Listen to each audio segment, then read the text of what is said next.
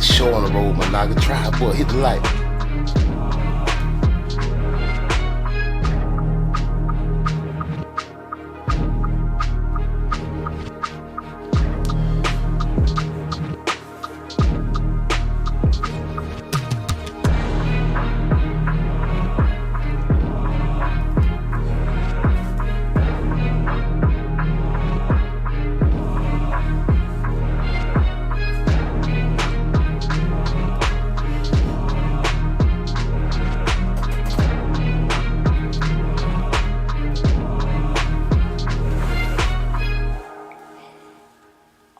Hit the light, we about to get the show on the road.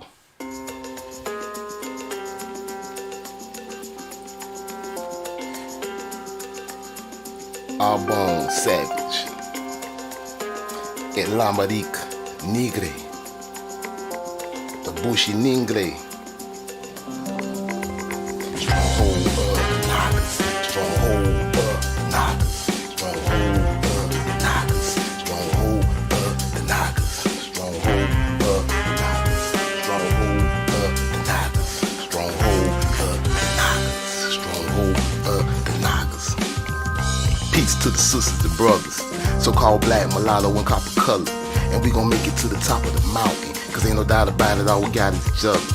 Blackjack, call him Arbonne Savage. Not gonna make a fresh pack out the Dutch and Spanish. Smoke a colonizer about to roll up a Frenchman. His name ain't Jimmy, but my naga a henchman. And I was born in the stronghold of the cons. My naga's on cold, we don't worship the sun. Them get your ass nagas running deep in my posse. My great granddaddy bloodline, Yamasi. The golden A goose at the top of the mound. Nappy head bush naga with a feather crown. For 5 centuries they done tried to seduce us. Found out they were dealing with the tribal Jews.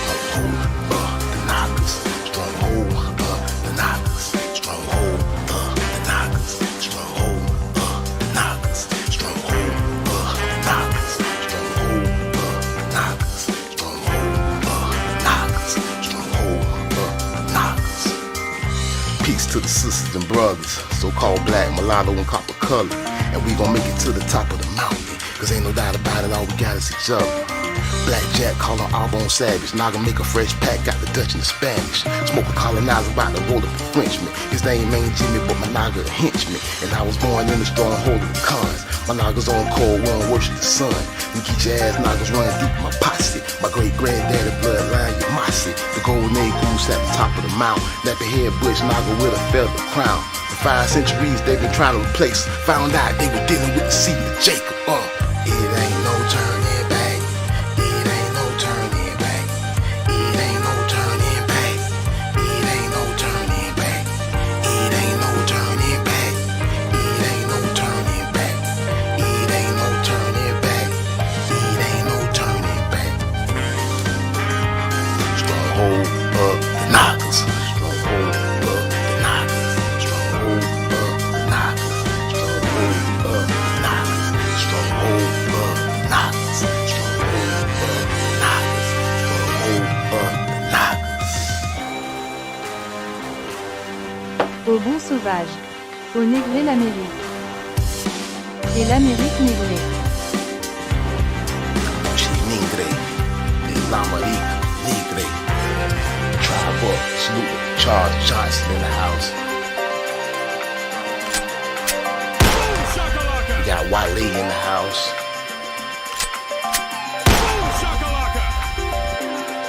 It's time to get the show on the road, my naga. Hey, and we talking. They just kept dancing, my naga. The naga kept on dancing, my naga. Salute. Salute to the stronghold of the naga, my naga. Hey, I hope y'all like that little flow, my naga. You know what I'm saying? Your naga be working on the little music for the tribe, my naga. You know what I'm saying? Hey, but we got a good show lined up once again. This actually a continuation of the last live stream. We was reading from a document, you know, and the document, if y'all remember, if you was present at the last live stream, the document we was reading from was called "The Domestic Manners and Social Condition of the White, Colored, and Negro Population of the West Indies." Salute.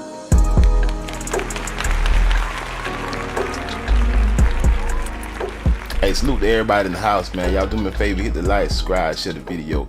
If you want to support monetarily, we got the Cash App at the top of the screen. You can also travel with us and join with a membership, Managa, by hitting the $ in the chat, and it'll give you the membership option. And we got merchandise at www.strictlyformanaga.com. Like this Whip That Trick t-shirt I'm rocking right now. I got on the Whip That Trick t-shirt, Managa. Yeah. Yeah, all that is strictly for Managa. So if you want to support the house, those are the ways you can do it. And you can also support by just hitting the like, sharing, and subscribing to the channel if you ain't even done so already.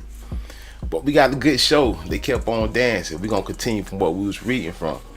We're going to look into it and we're going to give a refresher about what we was talking about. And y'all saw the thumbnail. Y'all saw what it is. Y'all saw that thumbnail. Let's go back to that thumbnail. The Nagas just kept on dancing. Managa, salute. And y'all know what it is. Y'all know what we're looking at. Y'all see the feathered loincloth. Ain't even need to talk about it. We already know what it is over here. We don't play no games.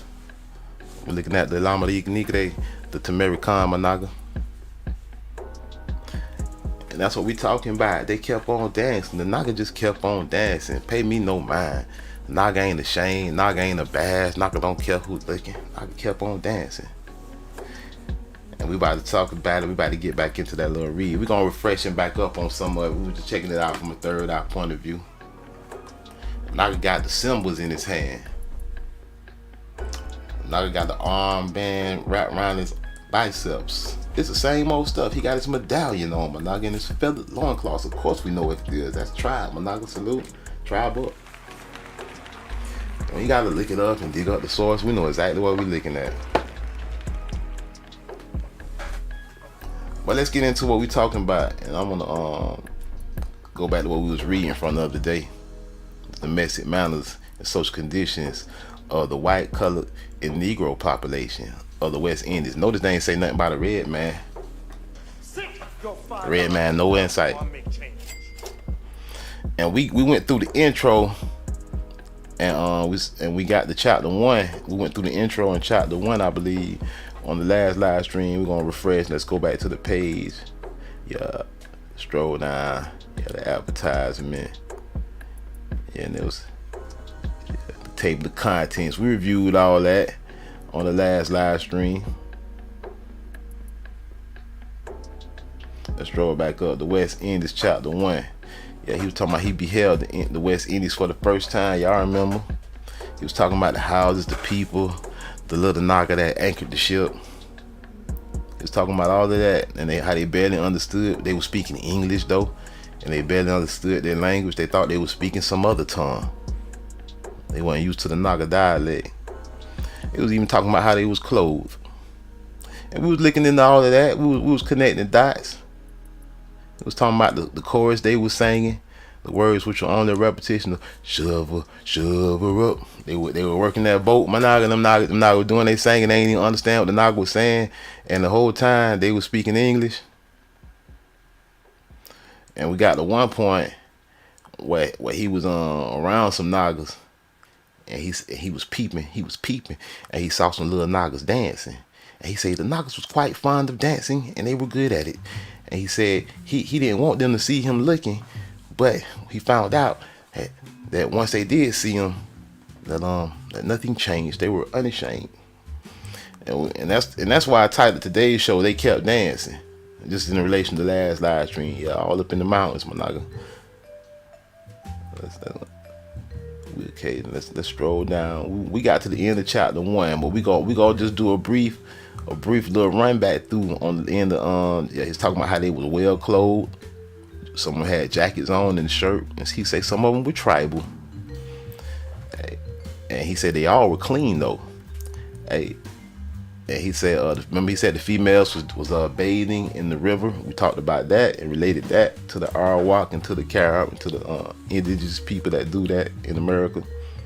He was talking about their pearl necklaces and stuff. He was talking about all that. He was just observing the colored people, the people of color, Managa. And we got to one point. Let's get to that point where he entered the house. He was not sorry to find the tamarind tree. All right. He ran into the Negroes, the 2 tall Negroes, and then This evening we passed in a gentleman's house at a short distance from ours.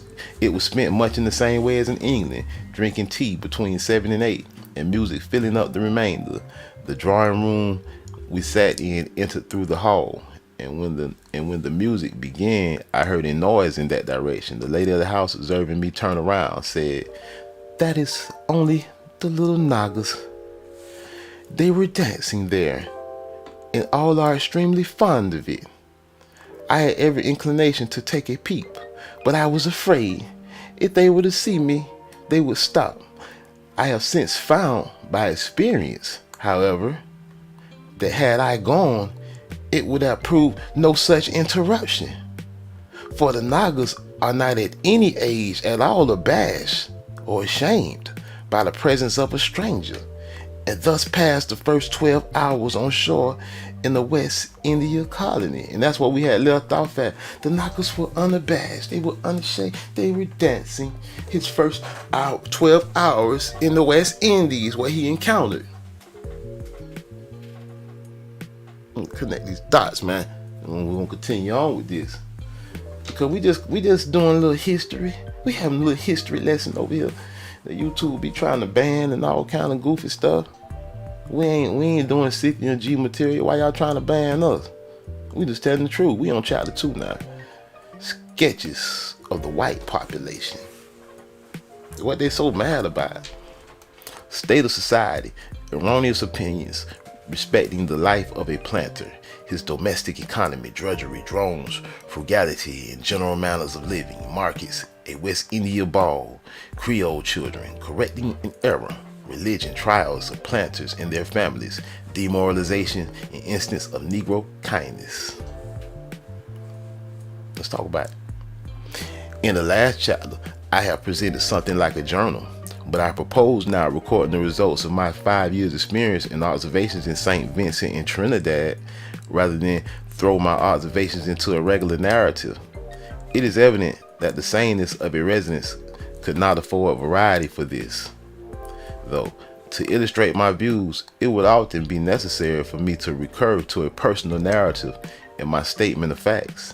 It is also important to observe that much of that which forms the subject of these volumes is strictly applicable to many, and in a great degree to all, the West India colonies, though my observation have been made in St. Vincent and Trinidad.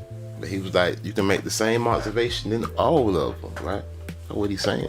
Negro character in all of the islands, in the same, whether it be exhibited in St. Vincent's or in any other island, my nigga. Any island, all islands. Not just one or two, all of them. So we may say the interest and consequently the conduct of the planters are, although a greater or a smaller sphere and greater or lost prosperity, may in some degree influence the state of the white society and perhaps even the condition of the Negroes. Yet the circumstances in which the white and black population are relatively placed, their respective occupations, their interests, the climate are all so similar that no very marked dissimilarity can exist in the character and conduct of the population of the different islands. In the present chapter, I shall offer some observations upon the state of the white population. I will venture to assert that there is no class of men on earth more culminated than the West India planters. All right, now he finna deride, because this is a white person that wrote this, of course, so they're deriding their own people. They don't have much to say. I do not speak at present, but that I shall enlarge upon in due time of their conduct towards the Negro population. I speak of the general character. And look, wait a minute.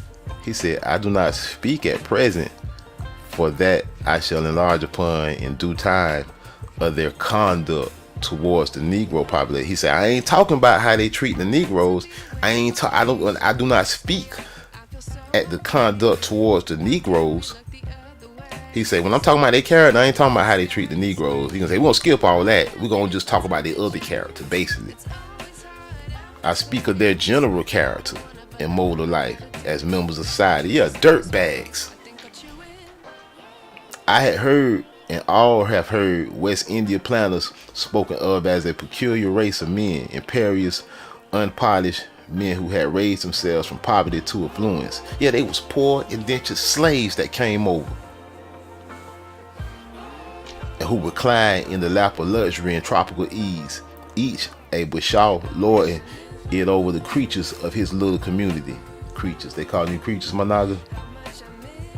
It is no doubt certain that there are individuals in the West Indies who have raised themselves, probably from very low situations. Yeah, slaves, white slaves, to what may be called a comfortable independence. But it is scarcely necessary for me to say that the affluence which once in some degree existed is to be found no more. And it would now be more correct to say that with very few exceptions, they, although nominally proprietors, are really nothing else than the farmers for the British merchant who receives their annual produce. It's just nothing but workers. The planters, at least I have not met with one exception, are hard-working men, up before sunrise and often the first in the field of a morning. Yeah, because they're indentured slave too, and they better be their ass in that field. That's why. And generally, the last there are at night. They the first one there and the last one to leave. The whip gonna crack. Many of them in these hard times keep no manager and have only one or two overseers to assist in the regulation of the estate, without whom the business of the estate could not go on. And these must be white men. He assuming. That's an assumption. We know better. Some, not all, right? That is to say, not men of color. That is to say, why you had to put it this. And these must be white men. That is to say, not men of color. Whoa, hold up. They must be white man. That is to say, not men of color. You mean some men of color are white men? What's going on here? For of course, there can be no objection to a Creole. It has been more than once attempted in St. Vincent, and I may say in all the colonies, to introduce a color overseer. See, here we go. You had to do all this claiming and get down here and talk about a color overseer. You ain't confusing me. I see what you're doing. But the Negroes have uniformly resisted it. They having a most decided dislike to the colored population. The Negroes having a dislike. So when you saying color, what you talking about? The mixed? You speaking to mixed people? What is he saying? As the term Creole is often in England understood to imply a mulatto. So Creole mean mulatto in England? It is best to explain that the word Creole means a native of a West India colony, whether he be white, black, or of the colored population. See the confusion. Double, triple meanings. Throw you off. A native of West India, whether he was black,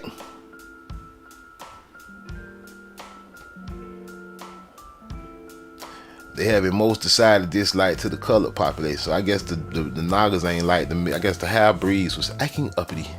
Some 50 years ago, colonial society was upon a very different footing from what it now is. I was informed by a very old resident in the West Indies who had resided in many colonies when conversing upon the subject that about 40 years ago or more, the only distinctions of ranks consisted in white, colored, and Negro persons. Tradesmen of every description, if white, were admitted and invited to the best society. And although moving himself in that spirit, he told me he distinctly recollected a young man turning round to him while standing the next in a dance and saying with a low bow, "Sir, I would thank you very much for your custom." The young man was a respectable member of society in his way, a blacksmith. It is needless to add that these days are long gone by and that there is a sufficient number of a secondary rank among the white people to form a society of themselves. I would say that the town and country society varies quite as much as it does in Britain. The country gentleman, that is to say the planter, seldom comes to the colonial town upon pleasure and are always much occupied with their agricultural concerns. and anxious to return to their properties. Those indeed who possess estates in the neighborhood of the towns, of course, mix in some degree with the inhabitants of the town. With the inhabitants, the indigenous people? The society of which may generally be said to be composed of those who hold situations under government, of baristas, medical men, and merchants, and to these must be added the military and the naval officers of such ships as chance to be on the station, towards whom the utmost hospitality consistent with their circumstances is invariably shown by the West India proprietors. With hardly an exception, drinking to excess is unknown among planters, or indeed luxury of any description. Destitute of those common comforts which every British farmer enjoys, but which no money can purchase in a tropical country, they are also without those luxuries which are to be found in the East Indies. Some few indeed have good houses, but the majority are contented with a very humble dwelling, furnished too in the simplest style imaginable.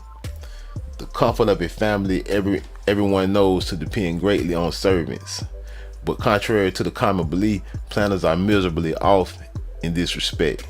I never saw any servant, whether male or female, that would have been reckoned even passable in England, and to a stranger it is surprising to see how contentedly they bear the necessary privations. In fact, considering daily theft and constant negligence, with 1,000 other grievances of the same nature, as matters of course.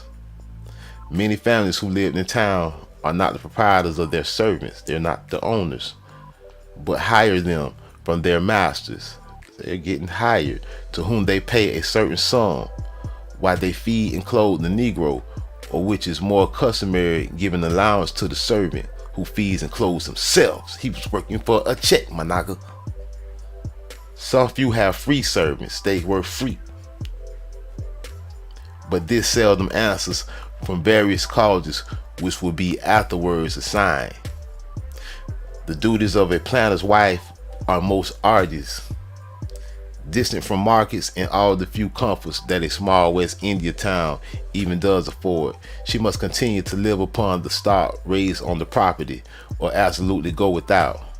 The stock therefore becomes her immediate care, and besides being forced to superintend pigs, poultry, and etc., with sundry other occupations of the same nature, she must attend also to the garden, and that most minutely, otherwise she would reap little from it. Then she has to listen to all the stories of the people on the estate, young, old, and middle age, all their little jealous and quarrels she must enter into, and be in short a kind of mother to them all. The Negro children must be daily watched. She must see them swallow their physic when necessary. Swallow their physic. Reward the good and admonish the bad. Visit the sick, encourage them, and take or appear to take or interest in all that concerns them. It is more than probable too that she not only cuts out but sews a great proportion of the clothes for her house servants. Then again, the mode of washing in the West Indies greatly adds to the domestic labors of the planter's wife. The linen is dipped in the river and soap rubbed upon it while it is laid over a stone, after which it is beat with a flat heavy piece of wood made for the purpose, and lastly the article itself is dashed upward and downwards upon the stone with which the operation concludes. It is utterly impossible for those who have not gone through such scenes to comprehend the unnecessary accumulation of work thus thrown upon the mistress of a family, who must begin to button and strong the whole wardrobe every time it returns from the wash, as it is a rare occurrence if any of those appendages return. The patching and mending of a West India family is consequently never ending, still beginning. All this a planter's wife must see done, and also get her own active existence to the completion of it. The nature of the climate too renders it necessary that all pantries and storerooms be out of doors, at least with very few exceptions. A great increase of trouble and consumption of time is thus occasioned, and all is thrown upon the planter's wife, for none of her servants think of what is required, and indeed prefer making their mistress return again and again to the storeroom during the day, as by this more frequent opportunities of pilfering are offered to them. They were running gang. Hey, 2 or 3 low gang in the house tribe, boy. They say they was pilfering. They were running the mistress around, and the knockers was pilfering. What's going on? They said this was bad business. All these avocations require more time, activity, and temper than many people may be aware of. And nothing short of a trial of such a life can give anyone a perfect idea of the various annoyance attending upon it. Nor is this all, for very many besides these labors bake the pastry and make the puddings and custards. Let those who talk of the luxuries of a West Indian life judge whether they would exchange their home in Britain, however poor it may be, to undergo all this. I can safely state from personal experience that so little reliance is to be put in any servant, even on him who may call himself head servant, that the very day work of laying the table for dinner must be looked at in order to ascertain that nothing is wanting on the table.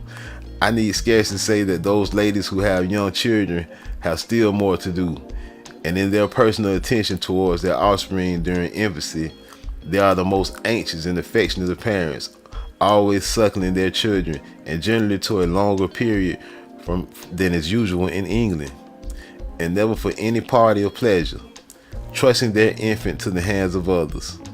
Their conduct in this respect is most exemplary, and very different from our fashionable mothers in Britain, who either stint their infant of its natural support or abandon it to a mercenary nurse. Damn, a mercenary nurse? What the hell? A mercenary? Y'all never heard of a mercenary nurse? I have never heard of a mercenary nurse. They said they either stint their infant of its natural support or abandon it to a mercenary nurse. Damn.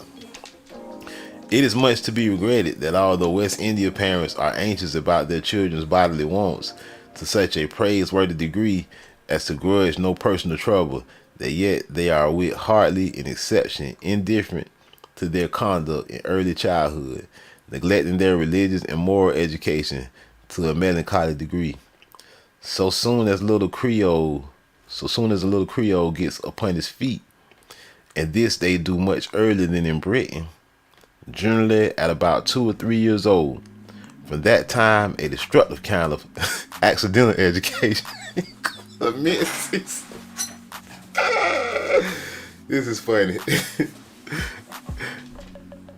They say as soon as they get on their feet at about 2 or 3 years old, which is usually earlier than in Britain, they say from that time a destructive kind of accidental education commences. The house bringing all open, and the domestic's house generally situated very near, they soon find the way to them and to the kitchen. Negroes are like all uneducated people. Oh, here we go. Most unfit managers of children. Man, somebody smack these people around, man. They say Negroes are like all uneducated people. Most unfit managers of children. They are pleased with their prattle, so long as they do not disturb them in what they are about. They are fond of teaching them to mimic, a talent which is conspicuous in Negroes, and early teach them deceit, while they easily bribe them over to silence by something little sweet.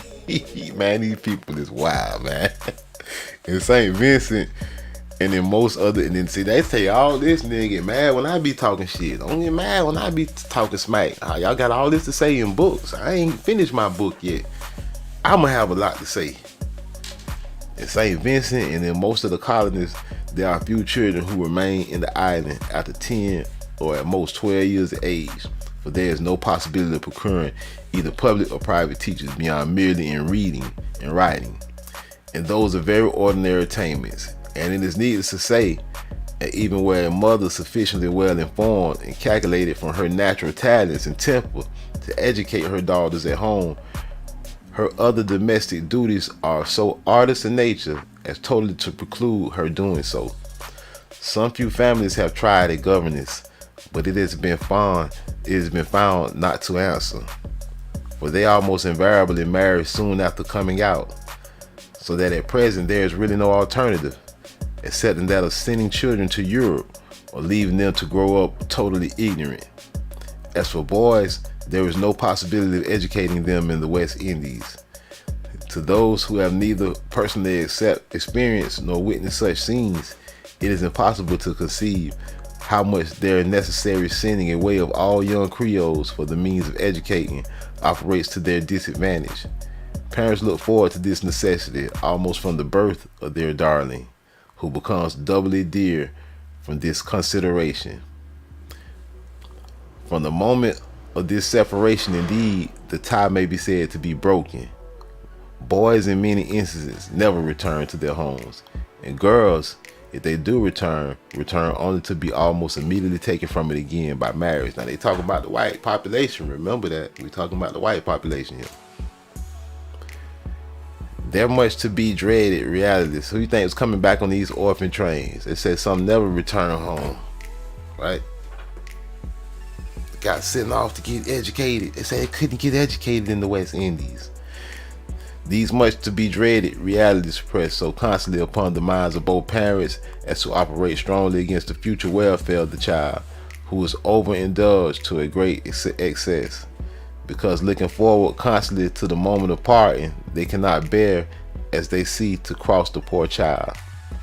But these evils, as well as those which are engendered by too frequent intercourse of children with Negro servants, are partly unavoidable, owing to the constant cares and arduous duties which I have already described as devolving upon the planter's wife.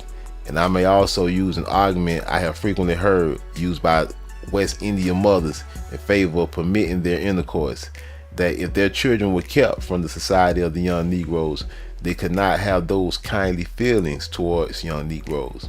And see, and that's why the other people wanted to send them away. They said, no, we can't have them mingling with the Negroes getting kindly feelings. Send them to Britain to get educated and send them back so they can be more like we want them to be, against the Negroes. You get it? Some of them ain't even returning home. And this, by the by, leaves me, before returning to the upgrown population, to digress for a little upon an opinion which I have more than once heard at home, that Creole children are permitted and encouraged to use the Negroes, both young and old, tyrannically. The fact is that children brought up as I have described them to be are not likely to treat anyone around them either with respect or self-denying kindness, but injustice both to parent and child. I must remark that when instances of rudeness occur from a white child to a Negro, I feel satisfied. Look at this racist son of a bitch. After having, see, that's why I say the things I say, y'all. They Neanderthals, they monkeys out the jungle, they all on our land. We ought to wipe them out. That's why I say the things I say. Look how they talk about us. He feels satisfied when a white child disrespects a Negro, right? Suffering, having minutely considered the subject, that their conduct is not produced by any peculiar dislike or want of affection towards the servant as a Negro. It proceeds wholly from their totally neglected education, and in saying so, I give my reasons for adopting this opinion, which I formed in consequence of observing that young Creoles are infinitely more disobedient, disrespectful, and clamorous towards their parents, to their own parents, than towards the Negroes. It backfired on them, by whom they are surrounded. Nay, in most families, I have observed that when one servant in particular was appropriated for the children, she had twice the authority of their European parents. And I have seen many cases where the affection of the children towards one or more of the Negro domestics are unbounded. It was unbounded, my nigga. And when they took no pains to conceal that they preferred the society of those servants, those nagas, to that of any white person. I have many times observed the children, upon going to bed, run to kiss those nagas who were most about them and say good night.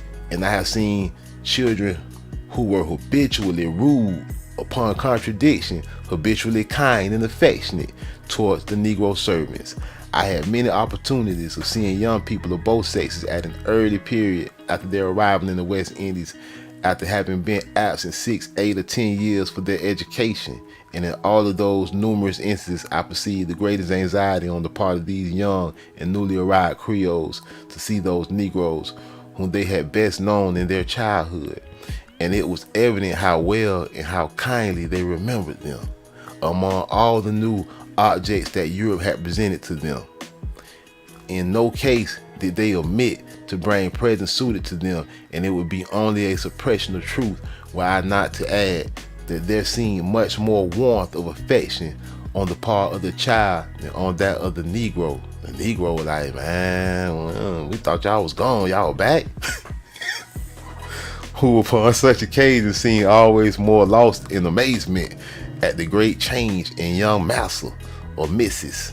than in displaying those affectionate feelings, which are occasionally to be met with among old English servants towards their master's children. Old English servants. The feelings of Negroes are strong, but quickly evaporate in a few passionate expressions of grief or joy, according to the occasion. But after an absence of many years, they have almost forgotten these young Europeans. And when they have made a few set speeches, such as wishing that young Master may grow up to be a rich man and have plenty of fine niggas. You know, these racist people wrote this, man. I'm just reading it. Or that Mrs. may soon have a pretty young rich husband. And here I repeat, word for word, that I have heard used upon occasions of this kind. They shake hands, examine the dress of the newcomer, for they are very curious and observant as to his fashion. And depart not, however, without first asking what young Master has brought them out of England. Oh, see, Nagas always want some trick or treat bag. Naga always trying to get a trick bag. You're looking at the Naga. These white people came back with Gucci on, and y'all Nagas went for the bait. You looking at you, Master, you brought me something back. Y'all Nagas want Louis. Y'all want Louis Vuitton. Fuck Louis. Fuck King Louis. Damn, man. This is how that's why we messed up now, man. We can't get out this material shit, man. That's why we fucked up, man. Damn. That nigga talking about bringing back something from England. We should have tied that nigga up and sent all their ass. Take that nigga, you go to England with him. Then you want Louis and Gucci and all this. You go over there then. I shall be happy if I have successfully refuted the opinion that young Creoles are taught to behave tyrannically towards Negroes because they are Negroes. It is a point this of great consequence to be represented fairly. And I told you they have been taught. They went back to Britain to get taught. They say, nah, the kids are loving the Nagas. They kissing them goodnight, send them to Britain to get some racist training and bring them back, and so they can treat the Nagas tyrannically.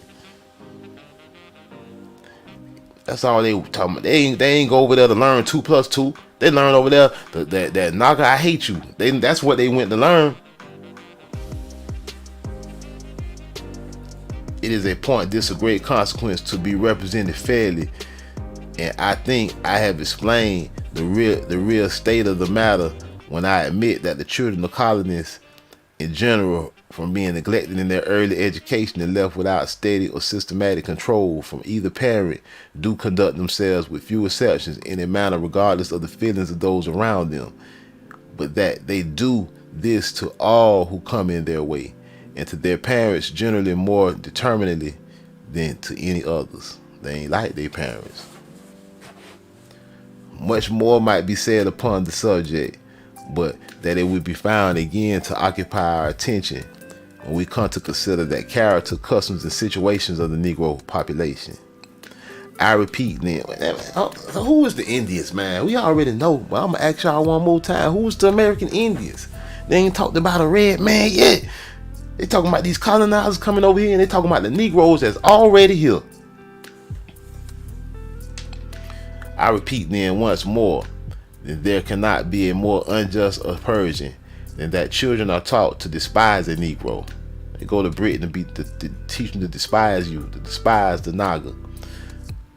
No one who has lived in the West Indies, at least for some time back, So you go to the West Indies, then you send your children back to Britain to learn to hate Nagas. Damn, boy. Unless he has extended himself from society and formed his ideas from anything but actual and impartial observation. But I now return to the upgrown population in white society. Man, why all these Nagas be talking about slave history and stuff at? These Shaka Zulu Nagas back to Africa, Kunti Kinte, where they at right now? And we doing real history on slavery and the ugly truths behind it. And your true past. And theirs too, the ugly truth of their past. Orphan trains, hating their parents, loving Nagas, getting sent back to Britain to get taught to hate Nagas, then getting sent back to America, and not some of them not even, most of them not even going home.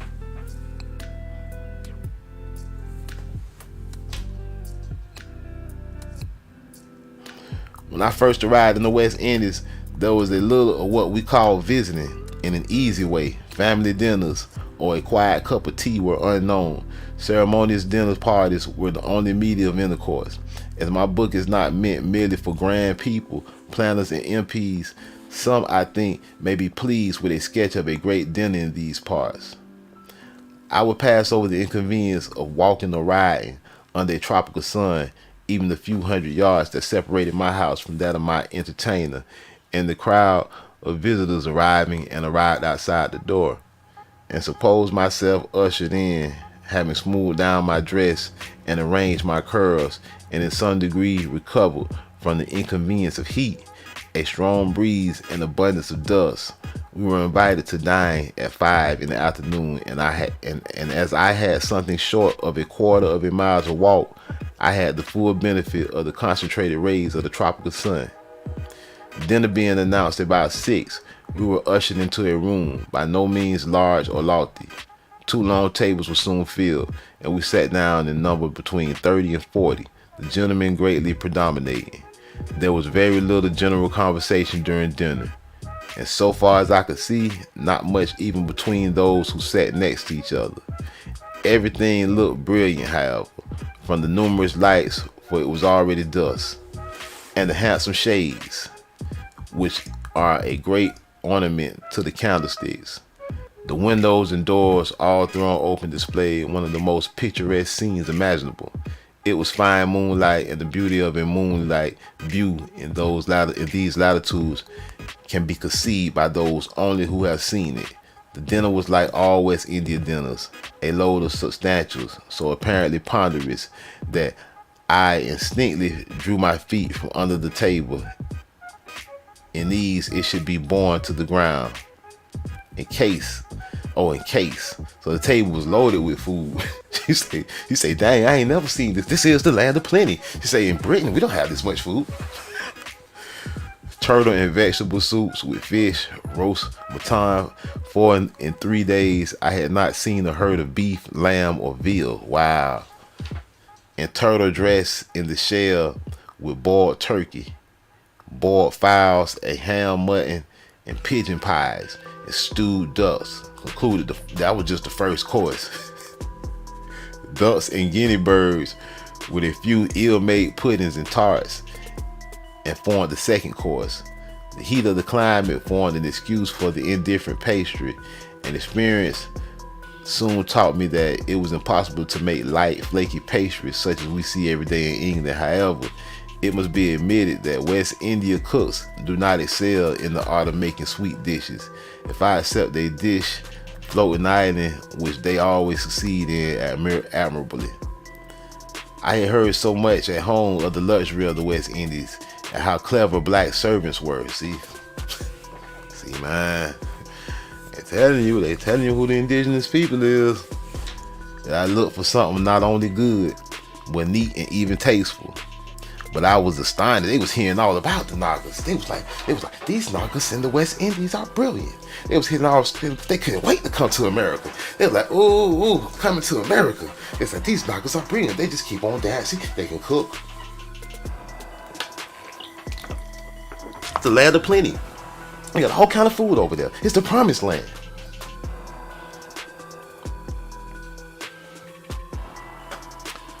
but I was astonished to see the dishes put down without the least apparent reference to regularity, and I felt a constant inclination to put those even that were placed awry. Many of the guests brought their servants with them, and there was therefore an immense concourse of them, of all descriptions, some with livery and some without, some with shoes, but you see, some with feathers, some with livery. What is livery? Some with feathers, some barefooted, some nicely dressed with jackets and shoes. So wore of colored striped jeans. Colored striped jeans, huh? Jeans. We know the dog invented jeans, huh? The red, white, and blue. The red and blue stripes, the peppermint stripes. Who invented it? Some were young, some old, some were colored, and others neat. Oh man, come on, don't hijack 9. Wow, it took me on the hijack, y'all. Hold on, let's get back. Damn, it hit me with a hijack real fast. Hold on. It hit me with a hijack, y'all. My bad. Just when it was getting good. It's all right. We get back on point. Some were young, some were colored, and others Negro men. There was no arrangement, cooperation, or agreement amongst the servants, save only one thing, and that was in stealing. For a bottle of wine was hardly open. They were stealing. It was so clever. Damn, man, stop it. Stop the hijack. This is hilarious though. They was hijacked that. They was hijack y'all. Damn, they hijacking big time. Why y'all want to do that? Let me reload it. Damn, they say they was stealing the liquor. They say the nigga was stealing the wine. You niggas dirty. You niggas stealing the wine, man. For really, bro. Y'all stealing the wine.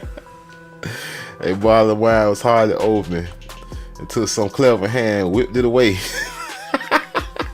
Y'all niggas quick. Y'all niggas passing bottles around.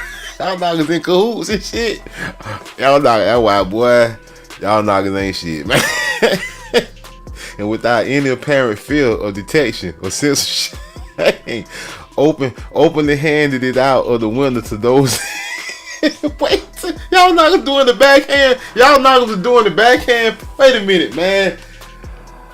I know damn well y'all niggas wasn't doing the backhand pass back in the day. Y'all know, you mean to tell me this is cultural? You mean to tell me the backhand naga pass is indigenous culture?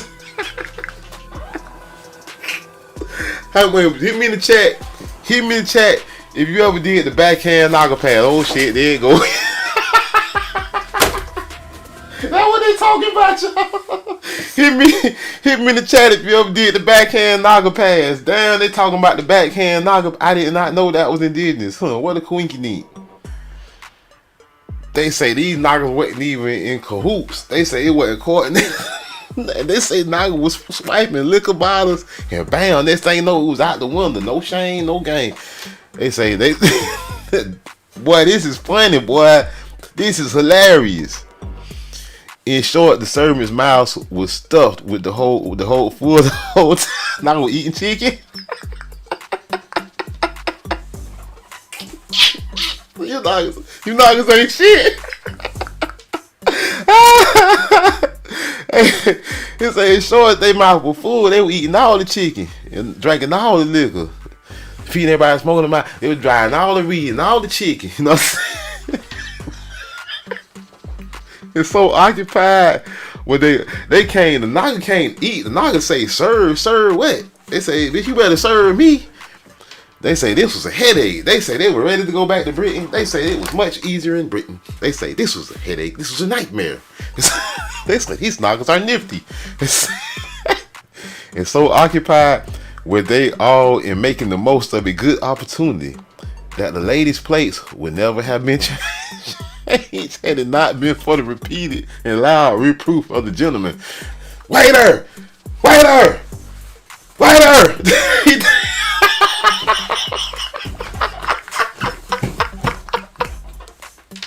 Y'all niggas. The niggas probably had them outnumbered. They ain't want to jump there. I see they ain't get froggy. Them niggas probably had their ass outnumbered up in there. Damn, this is funny, man. Gosh. Such a length of time. elapsed before the second course made its appearance that I began to conclude that among the many novelties I had seen, another might be that the servants retired to consume the remains of the first course before they again made their appearance with the second. However, after the lapse of a long, fatiguing, and silent interlude, the second course did appear, and glad was I that it was dismissed sooner than the first. A good deal of wine was drank during dinner, but not more than is usually consumed at dinner parties in England. The wine in general used in the West Indies is of the very best quality, and malt liquor. He's not going to drink the malt liquor too. Particularly London porter acquire a degree of mildness and flavor far beyond that which it ever attains in Britain.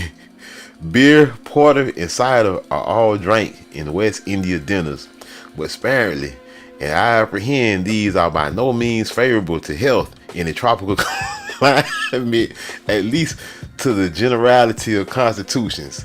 The most general beverage, and by far the safest, is either brandy or rum and water. Such, it said the safest, such as would be drank in England. The gentlemen in the West Indies, they were making moonshine, man. See, they telling now. See, this the real history.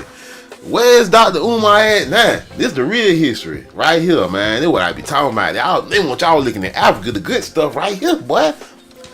I'm telling you. They say the gentlemen in the West Indies make it extremely weak. About the proportion of 1 glass of spirits to 3 English pints of water. This beverage is often rendered more agreeable to the palate by being, yeah, it's hot out there. Y'all not these Europeans. They trying to drink. They trying to down the bottle. That is beat in a large jug or glass rummer with a long 3-fingered stick, somewhat resembling a chocolate stick. This being done quickly, the liquor froths up and forms at once the most cooling and safe beverage, whether before or after dinner. Punch was formerly much in fashion, but it is now fairly exploded, except then by 1 or 2 old people. They make it hunch punch, who maturely prefer what they were accustomed to in their youth. But these take as small a portion of spirits in their lemonade as the others do in water. But to return to my dinner party, see, man, they ain't want to go home, man. They came, Naga showing them a good old time. Naga's begging for Louis belts and shit. And these folks, we can't get rid of them now. Naga talking about what you brought them back for England. The smack the artist's business of dinner being concluded for the cheese was put down with the second course. The cloth was removed and the dessert made its appearance. It was January. Man, they had a full 3-course, 5-star meal, man.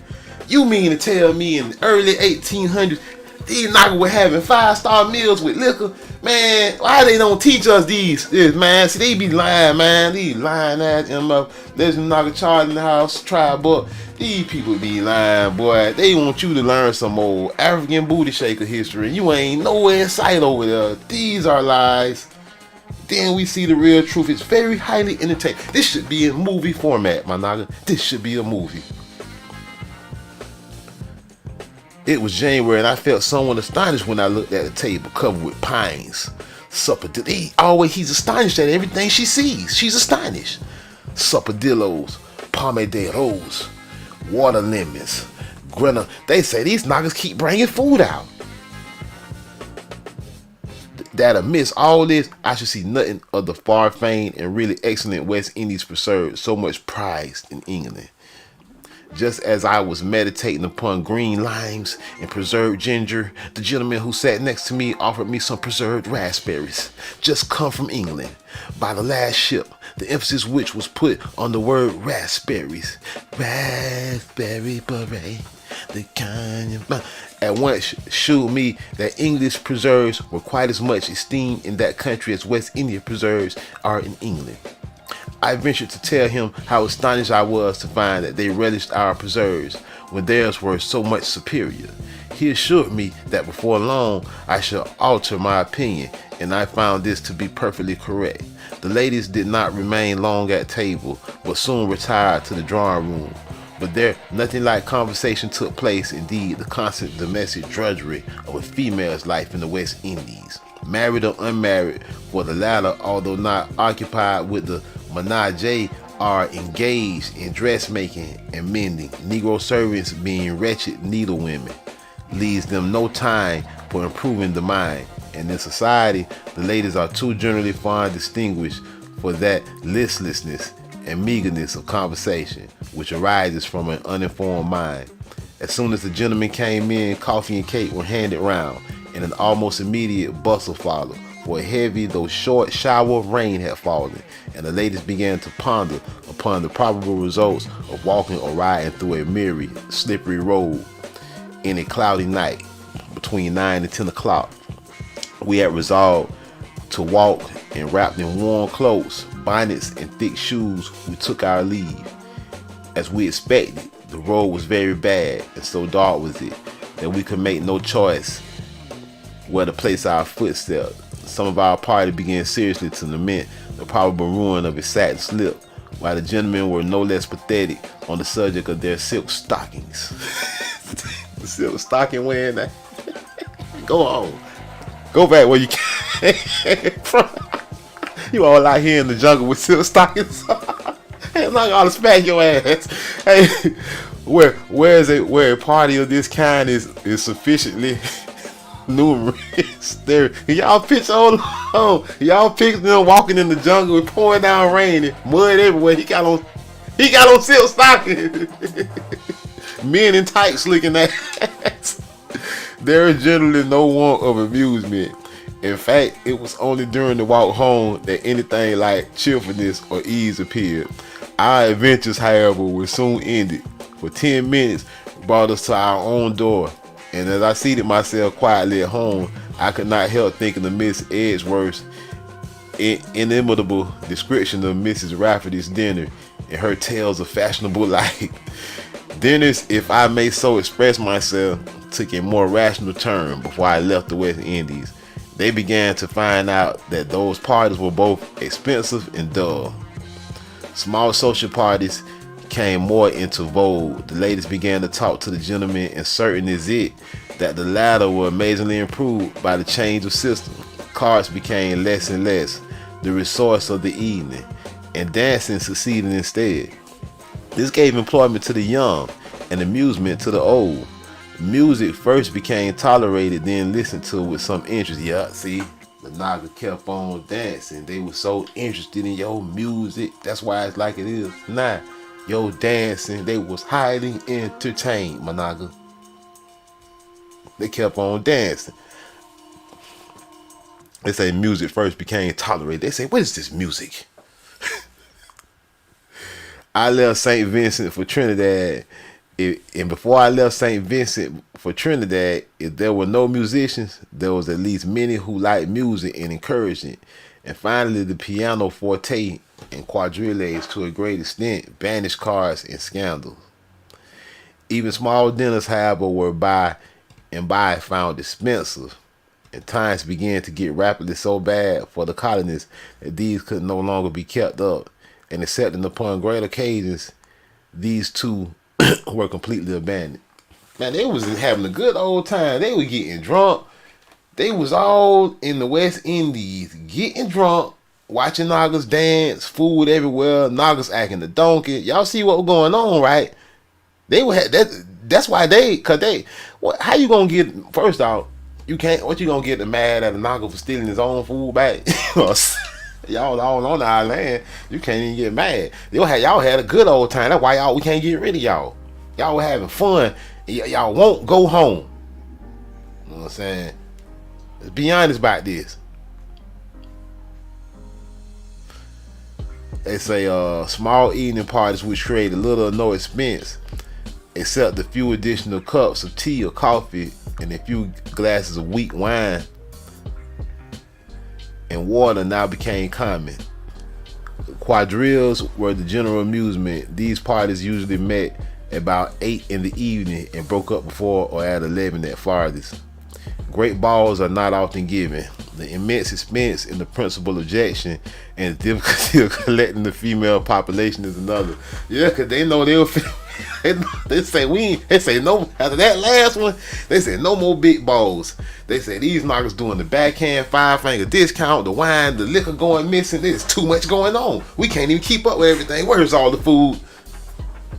They say no more big balls. We can't control all this. It's a mess. It's a mess. The ladies ain't coming. You got to roll. They in there playing Lil Jon. You don't give a damn. We don't give a. Don't start no. They say the ladies ain't even coming no more. This is hilarious to me, man, because they telling the truth about history and they giving a third eye point of view. This lady actually wrote the details of what went down. I feel like I was there. You know, in St. Vincent and many other colonies, the roads are hilly and often very bad. It is almost dangerous for a lady to ride. And then in many places, it is impossible to drive a gig.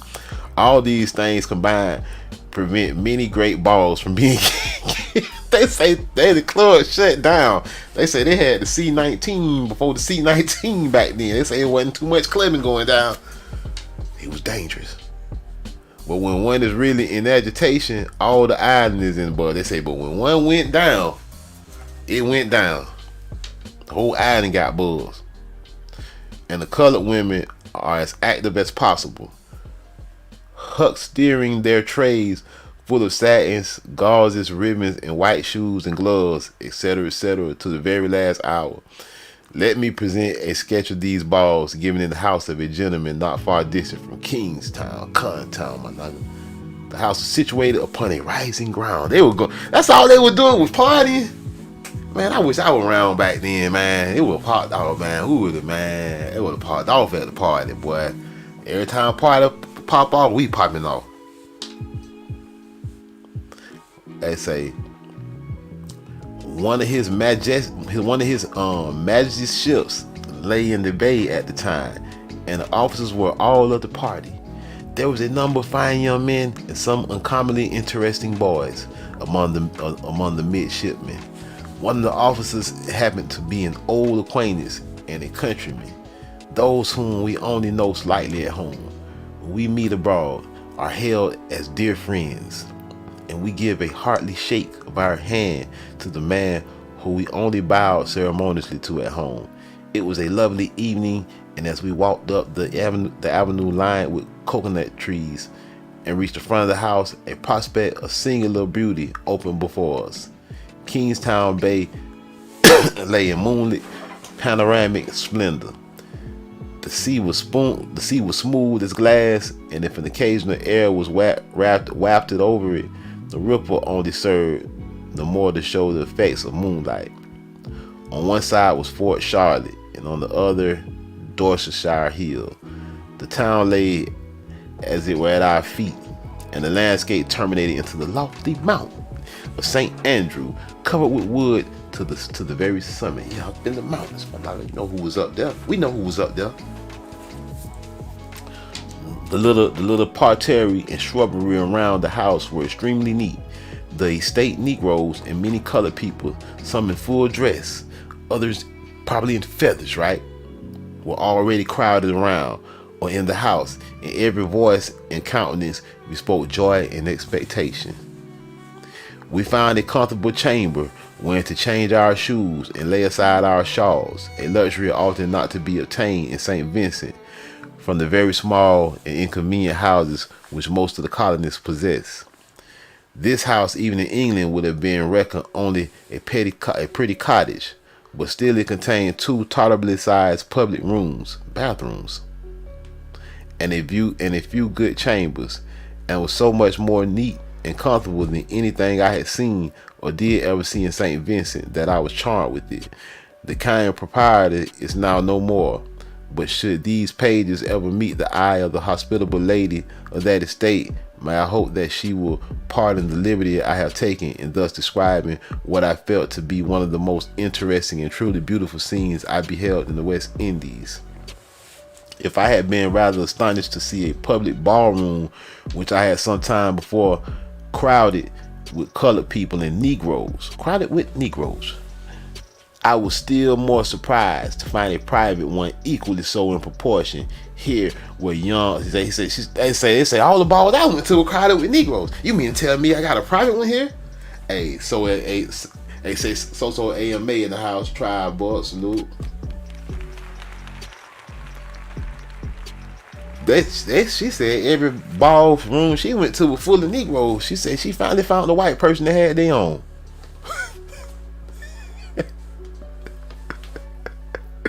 Hey, damn, don't jack it up now. Hijack.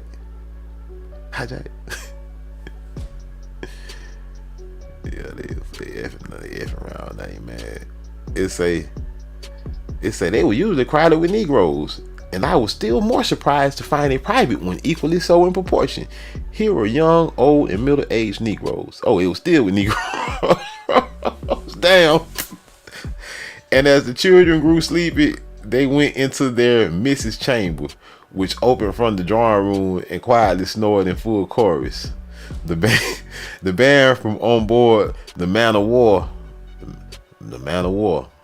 played quadrilles and country dances all the evening.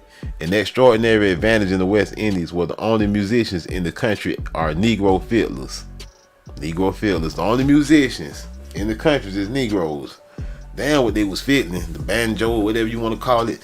It was just Negroes who played merely a little by the ear. They was playing by ear. They said, where'd you knockers learn to play the fiddle? Where'd you knockers learn to fiddle?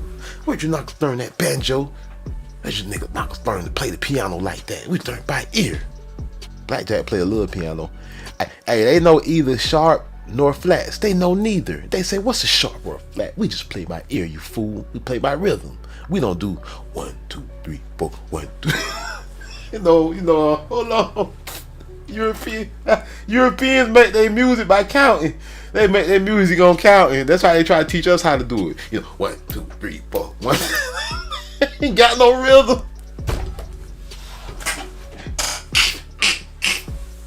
Nagas just playing by ear. Nagas like, bitch, we born with rhythm. We on a different frequency, fool. We on a whole nother frequency. We don't need the 1, 2, 3, 4, 1. We don't need none of that. Y'all ain't on our frequency. Say they know neither sharp nor flats. And when such come in their way, James Brown was like, man, what you talking about? James Brown said, I don't need these notes. He said, James Brown say, hey, James Brown, great granddaddy biting in, telling their ass, what notes you talking about? They on there dancing. They play the natural instead. They say these Nagas are natural, all Naga roll. These Nagas are Naga roll natural, nigga.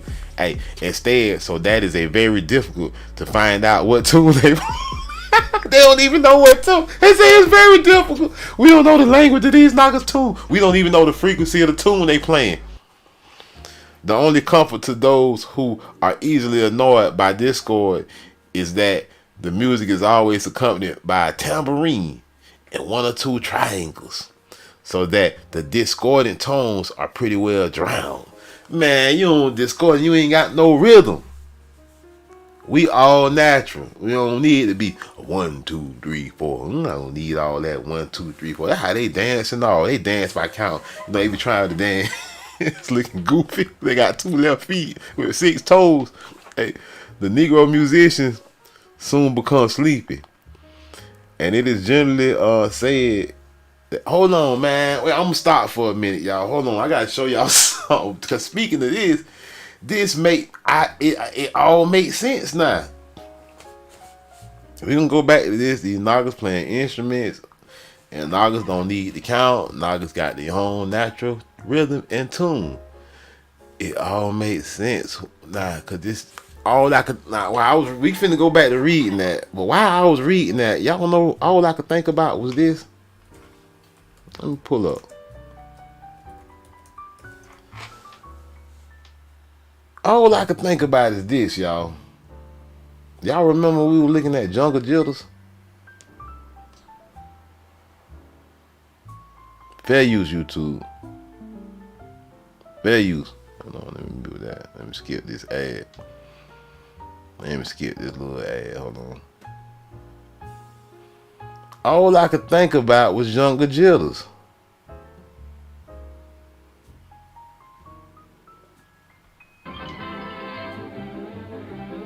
By the way, hold on.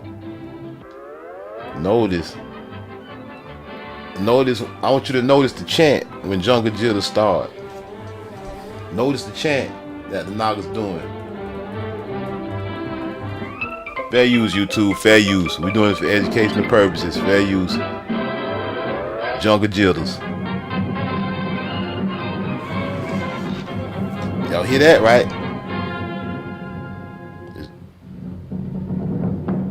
Is this what they mean? With his hooped earrings and his feathered hat. And ain't that an Indian chat? That is not African. Is it me? That sound African to y'all? Ain't that Indian? Ain't that American? Y'all see what's going on? Your music.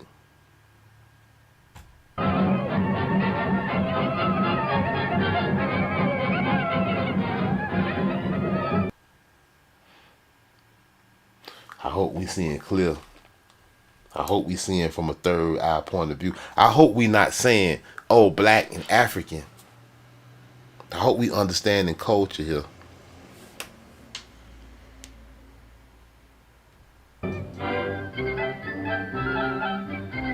Oh, this is all America. Fair use, YouTube. Oh, black and colored, huh? Yeah, make a whole lot of sense. Make a whole lot of sense. A whole lot. The Negro musicians soon became sleepy, and it is generally said that they play better asleep than awake. All the while they play, whether awake or not, they keep time with the foot. That's what they were just doing, keeping time with the foot. They move their head and body backwards and forwards in a more ludicrous way. Luda! I was very much amused by observing what connoisseurs the Negro women are of dress standing near me at one time. I heard them criticize everything I wore. But in the materials, they were the female, the Nagas was criticizing her dress. They were like, ugh, what she got on? We returned home about 2 o'clock in the morning, and our walk was not less delightful than it had been in the evening going up. The air was equally balmy and mild, and not the least chill. They say no chill. Turn the sound back down. They say not the least chill was perceivable, although we had just left a crowded room. Strange as it may appear, a ballroom is much cooler in the West Indies than in Britain, where the windows being all shut and very probably fire in the room, the air gets disagreeably close. Whereas in the West Indies, the doors and windows are being open all around and are free circulation of air admitted, for the breeze sets in after sunset. It is seldom or ever uncomfortably warm. Let me say, with reference to the presence of the Negroes at the ball, that when a proprietor of Negroes thus admits his so-called slaves to participate in the amusement of his family, there can be no interested motives. It must proceed from pure goodwill and the wish to see them happy. This subject, however, will be further elucidated when we come to speak of the Negroes' holidays and amusements. The important subject of religion, and especially the religious instruction of the Negroes, will form matter for a future chapter. But at present, it is necessary that I should say a single word respecting the religious feelings of the white population. Now hold up for a minute. Think about this. They talking about religious instruction to the Negroes and education to the Negroes. So what did they come to America from? Let's run with their narrative for a minute. They claim they got you for Africa. So you mean they came to America just to go to Africa and get Negroes and bring Negroes to America and educate them and instruct them in religion? That's the whole reason they came to America? Oh, with the Negroes just here already, and you trying to deal with us, the ones that's here? Cause what else you doing? What else you doing? You just dealing with Negroes the whole time. You coming from Europe and then you getting over here, you dealing with Negroes the whole time. I ain't see one stop in Africa. And even if you claim you went and got us from Africa and came here, you went and got us from Africa only to come to America to deal with us? Yeah, fucking right. But at present, it is necessary that I should say a single word respecting the religious feelings of the white population. It seemed to me that religion occupied very little the attention of the great majority. They was not religious at all. And still, there was little opposition to it.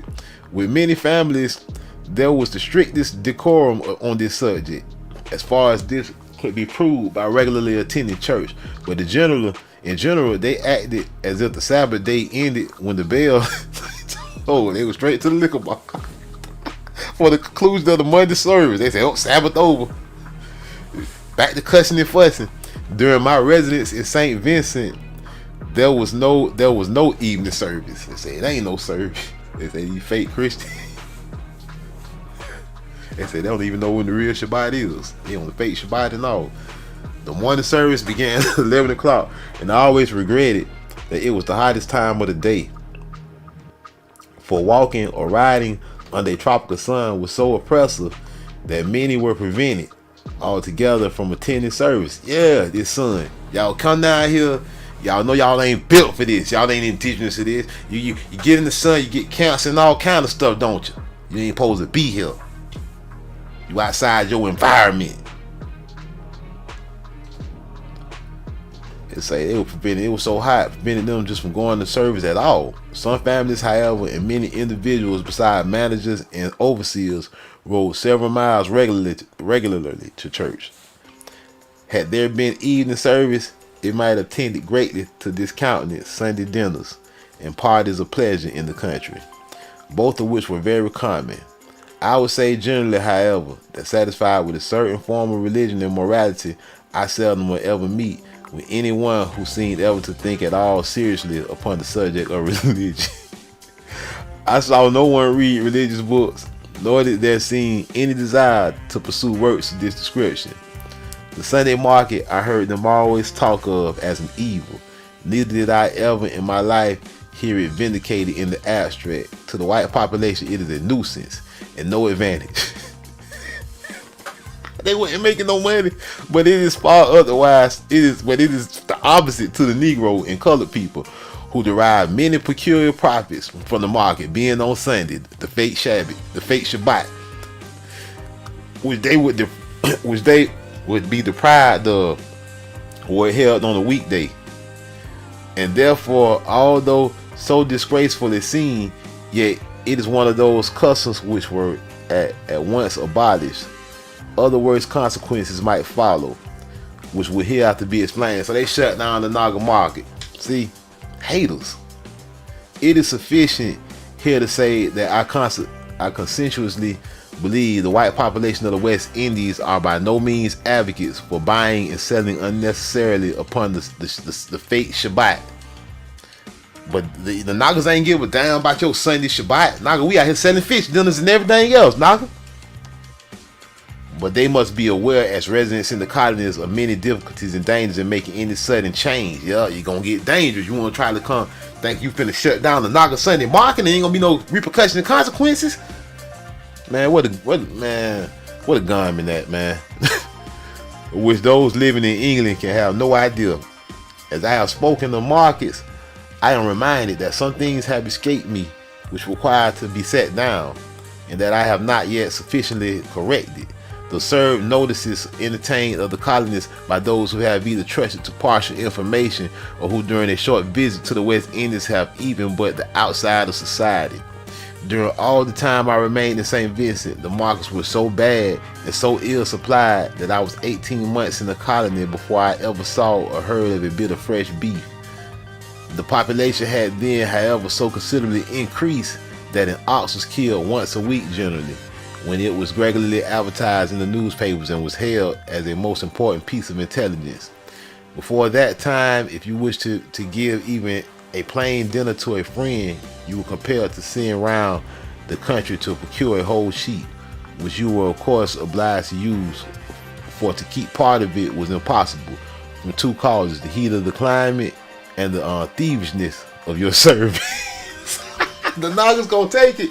The Nagas gonna take it. They say, this is our sheep anyway, bitch. Take our sheep back from the MF. Let us starve. Therefore, having a sheep, it became almost as cheap to make a great ceremonious dinner of it and add the other necessary articles such as turtle, fowls, or turkey, ham, duck, and guinea birds. I was nearly 2 years in the island before I had ever seen dinners of any other description than those of which I have a few pages back given a sketch. And I concluded this was a sure sign of the preference of the colonists for parade, ceremony, and expense. They say they was eating the finest stuff. I had not thought of the necessity almost imposed upon them to act nearly in the way they did. But when I saw more and more of the real estate of society, I found that they regretted this style of entertaining, which was rendered unavoidable by their being unable to procure a moderate portion of meat at one time. Fish forms the chief food for all classes of white people, and varied by fowl or pork is the daily dinner. Irish mess, beef, and pork are used in every family, and the Creole soups are also much like. They are never made altogether with fresh meat. Either salt beef or pork is used to season them, with at times salt fish. Pudding and sweet dishes of any kind are little used in families except upon rare occasions. The materials requisite for either, the material, the requisites.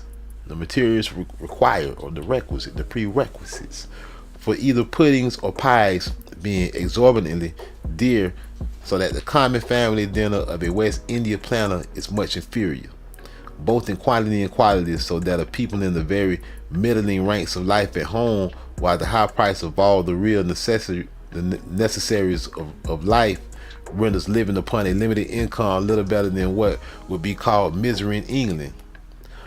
How many families are there at this moment whose dinner consists daily of jackfish and either a roast plantain or yam, with occasionally as a treat a bit of salt pork? The jackfish is indeed an excellent fish, resembling the herring in size and somewhat in flavor also, but I suspect our lawyers and merchants, families, etc. at home would look upon this as very poor daily living, and would by no means think they made up for it by twice a year giving a great dinner and eating fat mutton. Those who have been long settled and who are accustomed to this style of living take it very contentedly, and ask their intimate friend to come and eat fish with them. But they know this is not the style of living in England, and it is not before a considerable lapse of time that they consider you sufficiently creolized to invite you to come and eat fish. And when they do, it is a sure sign that they consider you no longer as a ceremonious visitor. I was therefore, as I before remarked, nearly 2 years in the West Indies before all this opened upon me. I say open, for it was the cause of unfolding and explaining the motives of many actions which I had before condemned and misconstrued, considering them as originating in choice rather than in necessity. I now say my error not only in this, but being now as it were more behind the scenes. I was convinced that although a casual observer generally would conclude all Creoles to be lazy, luxurious, ignorant, proud, and even deficient in feeling, that the cause of his hastily adopting such sentiments proceeds first from coming out firmly persuaded that a Creole must be all this, and secondly from seeing only the outside of society. For mixing as a stranger with the colonists at these sumptuous dinners, he little dreams that a fried jackfish or salted fish and plantains is the colonists' daily fare. He sees them listless and unemployed during the evening, but he does not know what fatigues they have undergone during the day. And himself newly arrived with all the advantages of a European constitution, he makes no allowances for the relaxed state of their constitutions, which have suffered during perhaps 20 years from the effects of a tropical sun. He sees them speak peremptorily to their servants, and in argument maintain the necessity in the present state of Negro civilization that corporal punishment should not be entirely done away with by law, but the newcomer knows nothing or little or nothing of the real state of Negro civilization. He is totally unaware of the difficulty experienced in managing Negroes. They stealing the liquor, they stealing the chicken. They kind of starve us out here. We about to. He did not know the difficulty in managing these Nagas. Or if he had just begun to feel it personally, he blames not the Negro, but argues with boldness that the difficulty arises wholly from the bad system of slavery around him. So see, around him, not that he been brought around him. So that with even emancipation, he is sure that mildness and just humane management will make it quite as easy to manage Negroes as white servants. Oh, it's easy to manage Negro slaves as the white ones, huh? He therefore is shocked with what he considers the want of true feeling, humanity, and justice in the white population. See, though, I keep telling y'all, the whites came over on ships as slaves, as indentured slaves. They wanted to make you equal. They wanted to make the indigenous Naga slave. They wanted to make you a slave too. There was only one way of coming to a different and a juster conclusion, and that is by residing long enough in a West India town with one's own slaves for servants, or in residing at and taking the active management of a sugar estate. Then indeed would he find his patience, his humanity, nay, if he be truly pious. Now imagine you being a white slave from Europe, and then on Sundays the Nagas out here with a Sunday, Naga going out here with a Sunday market. The white slaves mad? Hey, not white slaves like, hey, you know the white indentured slaves from Europe on Sundays, they was like, man, by God, this isn't fair. The Nagas out here having the ball, selling stuff. The European slaves were like, man, by golly, by George, this is not right. This is unfair. We want to be equal. The Nagas out here just getting the good old get down, stealing liquor, you know what I'm saying, spilling liquor, you know what I'm saying? They were doing the Ric Flair. The Nagas out that thing terrorized. They like, bitch, we home. They're like, we ain't come on the ship. Y'all don't know about the Sunday flea market. That's y'all dumb ass. Don't know about the Sunday flea market. We been doing this. Then indeed, he will find the patience this humanity may, if he be truly pious, he will find his pious principles brought to a severer trial than he was aware of. And he would give no small credit to those proprietors who jog on the midst all their trials and difficulties, saying they hope better times will come. And as for the Negroes, poor creatures, it is not their fault. The only one that is exposed as they are to so many representations of the cruelty and oppressions of their masters, not to mention the alleged unlawfulness of their proprietors claiming them as property. Wow, look at this now. Not to mention the alleged unlawfulness of their proprietors, of their owners claiming them as property. The unlawfulness. You are indigenous kind, my Naga. They not bring you from anywhere. The alleged, wink wink, unlawfulness of their proprietors claiming them as property. It was unlawful. He should have took his head off. That they stand by their master at all. Why would you stand by? You wanted the Louis. You wanted the Louis Vuitton. You all their master. You bring me back some Gucci. You brought me back some British Knights. And now look what happened to you. You took his slavery. And he claimed you. He unlawfully claimed you as his. He doomed diverses your ass because you want a damn Gucci belt. But there's one source of suffering. And all you Nagas out here that don't want the Europeans gone because you in love with they green dollars and you in love with they Louis and they Gucci and all this here, you want to be a slave. You standing by them. You want they Ralph Lauren and all this here. You don't want them gone because you so in love with all of that. You want to be a slave then, Naga. There is one source of suffering that every resident West Indian has endured for some years and is still enduring. And it is to be feared, will and must continue to endure. And that is a total want of personal security for himself and his family. The planet is often distant many miles from any white person. See, man, see, they cannot not tell the truth when you read this stuff. He out there full of Nagas. He miles away from any white person. White people all on the coast. They scared to go inland. For any white person, save his manager and overseer. Now the Nagas wanted Gucci. The only reason Nagas wasn't killing you is only two of y'all out there on the plantation. From the only reason they didn't kill y'all because them Nagas wanted Gucci and Polo. They wanted European goods. Master, what you brought me back this time, Master?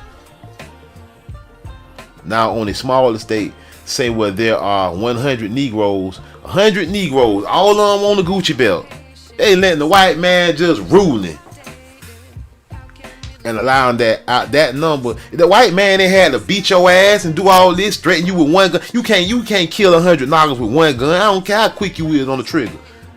These Nagas was accepting it. They wanted Gucci belts. And allowing that out of that number, there are 25 young and old, and other 25 in whom their masters have some confidence. I say some only. For perfect confidence, it is impossible to have, as Negroes are such personal cowards that even if their affection prompted them to protect their master, their fear will operate so strongly that though they might warn him from danger, yet they would not defend him against a superiority of Nagas. Well, even upon this very moderate calculation, they calling you a coward because you don't want to defend him against the Nagas. Man, please. You snitching anyway, telling Naga about the uprise and go outside their head, they ought to get you too. There would be 50 men against the planter, his wife and family, and at the most other 2 white men. Indeed, I rather think that upon so small an estate, there would not be 3 white residents. But if this is thought a distressing situation, what must be the feelings of a planter's wife? See, they giving y'all the drop. 100 Nagas on the plantation, 3 Europeans. You really think they brought you there? I know you ain't that goofy, my Naga. I know you ain't that goofy. You really think you the minority? You can't be that goofy. If any serious apprehension of a rising is entertained, her husband and every white man upon the estate are obliged to join the militia, and she is left with her children in a state of alarm beyond description, surrounded on all sides by Nagas. They said they was in the stronghold. They said this is a stronghold for real. We thought it was Africa. They say, like Robert Knox told us in the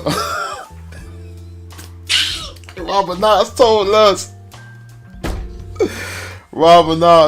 us in the Races of Men that in Africa, which was the civilized European thought was the stronghold. Nah, it was America. Robert Knox told us that. He was surrounded on all sides by Negroes. Damn, that's frightening. I think that's pretty frightening. If you the ops and you surrounded on all sides by Negroes, man, your ass, you a goner. You in the rack. You in the rack. You all on O Block and you the ops. You know what I'm saying? You all on 60. You all on 63rd and you the ops. Surrounded on all sides by Negroes. She knows that she has no means of escape and that she and her family are left entirely in their power, my Naga. Look, y'all remember this?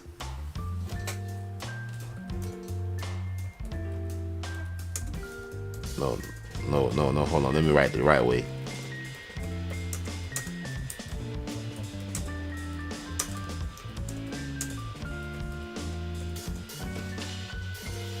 Y'all remember this? By the Indians in Florida? Yeah, surrounded on all sides. Yes. Look at that. By the whites. By massacre of the whites by the Indians and blacks. When you look at the picture, the Indians and blacks. The blacks is the Indians, Goofy. The Indians and blacks. All Indians are black and all blacks, but not all blacks are Indians.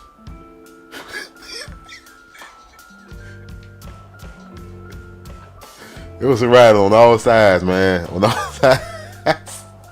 She knows that she has no means of escape. West India houses, open as they are necessarily on all sides to admit the air, cannot be secured in any way to prevent nightly intruders. And I speak from experience when I say that I envied the poorest cottage in English who could fasten his door and windows and call his little home his castle, while every night in the West Indies you feel that you cannot secure your house, and boy, these knockers got us surrounded.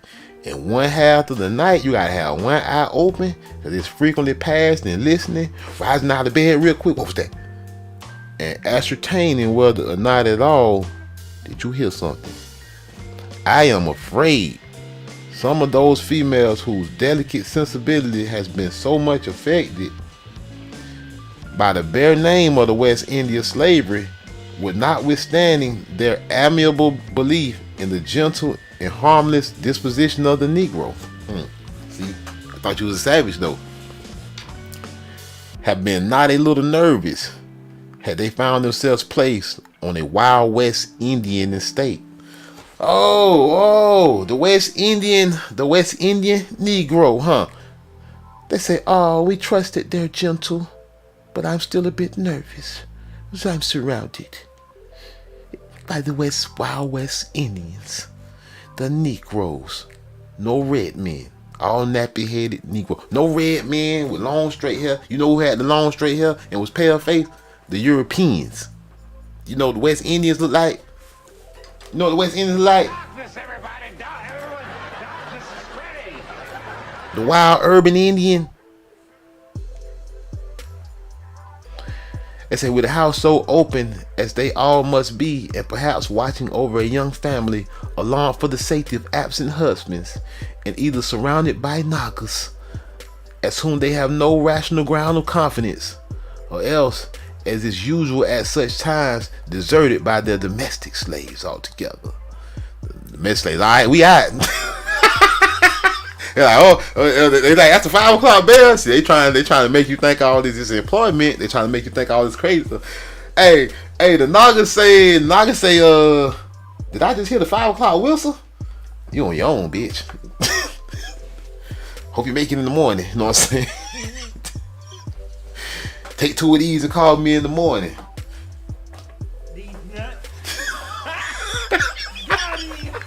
That's what the niggas saying. The Nagas got out of there. They say the domestic slaves deserted them at night. Before concluding this imperfect sketch of the white population, I will offer a few observations upon the condition of the secondary class of whites, with reference chiefly to the demoralizing influence of slavery upon their character and habits. Facts applicable to all West India colonies. Slavery operates prejudicially on the higher classes, but its demoralizing effects operate in a different manner, and still more prejudicially upon the lower orders of white people, who, having seldom or even any females in their own situation in life to associate with, and to whom they might be respectably married, they get a Negro, probably belonging to the estate they are employed upon, to live with them, until they gradually forget their country and their early instructions, and become, as the expression is, almost a white Naga.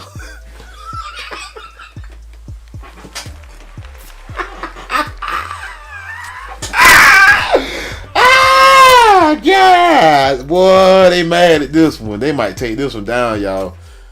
I might have put this one on the Patreon. They gonna take this one down. They say they almost become a white Naga. You white Naga. Those, I think, are the effects of slavery amongst those whose business is to manage slaves.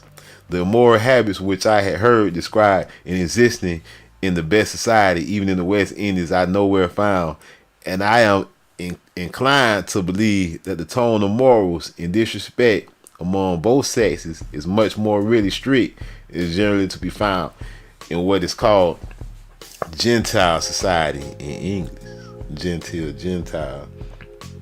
Besides, it ought to be recollected that in Britain, much concealed immorality may take place, but in most of the colonies, this is impossible. Everything is known and speedily rumored abroad. They were doing the same stuff in Britain on the secret, on the low. Marriages upon small estates and overseers are much to be pitied, for they have not the means to enable them to make any women decently comfortable. The common necessaries of life are also expensive. Their living costs 3 or 4 times as much as it does in England. Besides, in the West Indies, you lose a great deal from theft.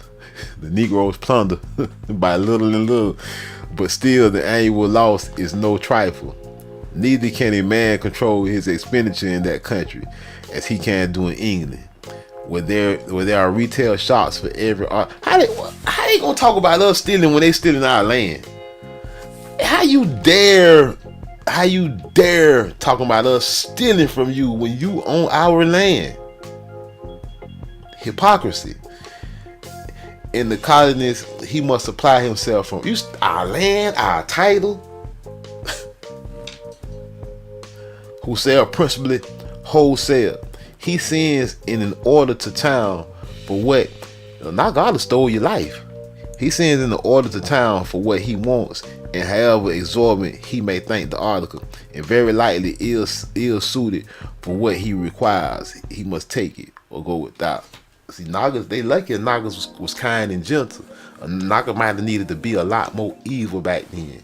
You definitely had them outnumbered. We might be in a different situation today had we been a little more evil and being not gonna want to be on demon time on each other. Nowadays, we needed to be on demon time back then on the colonizer. They ain't stand a chance against us. Managers upon small estates have seldom a salary that exceeds 180 or 200 sterlings per year. They have a house, unfurnished, 2 servants, and a boy. They have also, of course, what rum, sugar, and saltfish they require from the estate. Now, this seems to one who has never been in the West Indies a very fair situation, but to those who know the country, so the government was providing them with a couple Nagas, a house and all. Stole the Naga house. They say, yeah, you move in with these Nagas, it's your house now. They your slaves now, doing diverses. But to those who know the country and the necessary expenditure, it is quite another thing. A manager must keep up a little of the appearance of a gentleman. Otherwise, he would not be respected even by the Negroes. The Negroes like to dress. The Negro like, we don't respect you dirty foreign colonizer, European, you piece of trash, you funky Frenchman. And though upon 200 sterling per year, he might live and keep out of debt, yet he could not possibly do more. They was giving you that. You can't live off you getting welfare as soon as you get here, huh? Owing to him to the great expense of every article of clothing. They giving them welfare, a house, and the house the Naga who they took the house from. They making you his servant. Managers so situated too often keep a colored housekeeper, who generally manages well for herself, though she almost always does something for her own subsistence, either by huckstering or making preserves. She can live and be very comfortable in circumstances that no European woman could possibly be happy in, for she is never at a loss for society, as she can always find some colored people not far distance of her own habits and manners. She know the Nagas and the stronghold of the Nagas, they're not far away. My people are here. But a European female in such circumstances would be desolate and miserable, even if her husband could afford to give her the common comforts of life. For no women of decent moral habits can make a friend of any of the colored population who move in that sphere of life. If the salary of a manager is too limited to admit of his marrying, that of an overseer is still more so, seldom exceeding 50 sterlings, so that it is hardly possible for him even to pay his way. These causes combined operate powerfully upon the middling and lower class of white people in preventing marriage and opening a door to much immorality. What they doing to us today, preventing marriages, opening doors for immorality. What they doing how they decreasing our population right now. They just be overwatched in the house. Only big tree in the house, tribe up.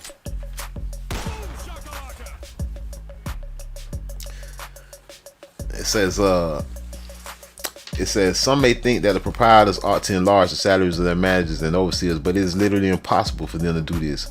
West India produce for several years has gradually been decreasing in value, while the expense of every article required upon an estate has not all decreased, and such in the desperate state of their affairs that upon a small estate it requires the whole produce to pay the current expenses, and not a farthing remains for the proprietor or his family. There are a few West Indian estates that are altogether out of debt, and some it is to be feared are involved beyond their now real value. The upside down. This depresses the spirit of any man who is placed in such circumstances. It's done by design, damn it. This to keep you see, white people ain't know they was being kept enslaved too. They so dumb.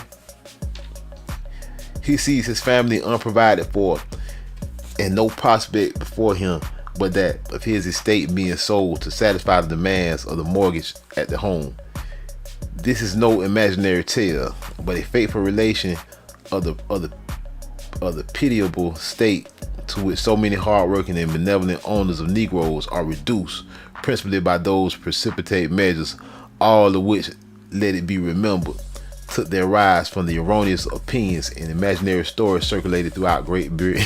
They say faking them out with stories and great. Yeah, you finna be paid over there. It's something Europeans over here to be slaves.